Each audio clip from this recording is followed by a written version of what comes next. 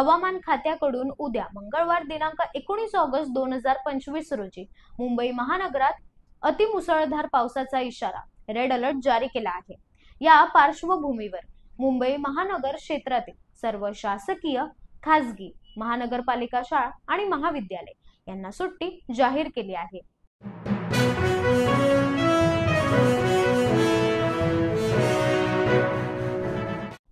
मुंबईकरांना सतर्कतेचा इशारा।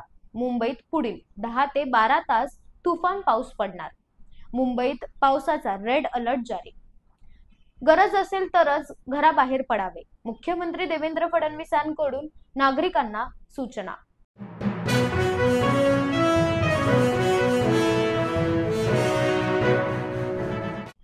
मराठा सैन्याचे सरकार रघुजीराजे भोसले यांची तलवार अखेर महाराष्ट्रात।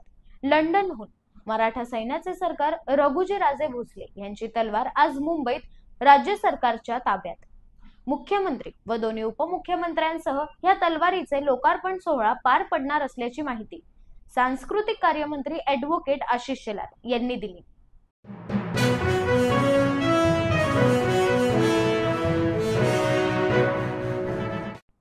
मच्छीमार बांधवांना व नागरिकांना सतर्कतेचे आवाहन। कोकण किनारपट्टीवर सोमवार दिनांक 18 ऑगस्ट ते शुक्रवार दिनांक 22 ऑगस्ट दरम्यान वादळी वाऱ्यासह अतिवृष्टीची शक्यता भारतीय हवामान खात्याकडून वर्तवण्यात आली आहे। या दरम्यान समुद्रातील वाऱ्याचा वेग 45 ते 50 किलोमीटर प्रति ताशी राहणार असून तो 65 किलोमीटर प्रति ताशी पर्यंत जाण्याचा अंदाज भारतीय हवामान खात्याकडून वर्तवण्यात आला असून या कालावधीत समुद्र वादळी वाऱ्यासह खवळण्याची शक्यता आहे। त्यामुळे मच्छीमार बांधवांनी हवामान बदलांवर लक्ष ठेवून सुरक्षेच्या कारणास्तव खोल समुद्रात जाऊ नये व किनाऱ्यालगतच्या नागरिकांनीही खबरदारी घ्यावी।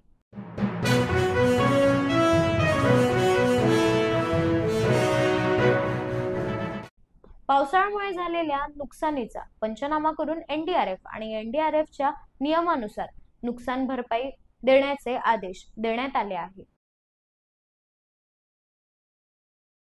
माननीय मुख्यमंत्र्यांनी आणि महसूल मंत्री म्हणून मी सुद्धा, मदत पुनर्वसन मंत्री आमचे मकरंद पाटील आणि आपत्ती व्यवस्थापन मंत्री गिरीश महाजनजी सर्वांनी आणि मुख्यमंत्र्यांनी सूचना दिलेल्या आहेत की प्रत्येक नुकसानाचं सर्वेक्षण केलं पाहिजे। शेती नुकसानाचं, घर नुकसान, काही जनावरांचं नुकसान झालं आहे आणि पुढच्या काळामध्ये उद्यापर्यंत आणि पुढचे 3 दिवस काही भागामध्ये रेड अलर्ट आहे। या एटीआरएफ, एनडीआरएफच्या टीम्स या अलर्ट ठेवल्या पाहिजे। काही भागामध्ये शाळेला सुट्ट्या द्यायची गरज आहे, ती शाळेला सुट्ट्या देण्याचाही निर्णय या ठिकाणी आपण करतो आहे। पण कोणत्याही परिस्थितीमध्ये, जसं मी काल तिवसा आणि या ठिकाणी चांदूर तालुक्यात गेलो होतो, तिथे फार नुकसान झालं आहे।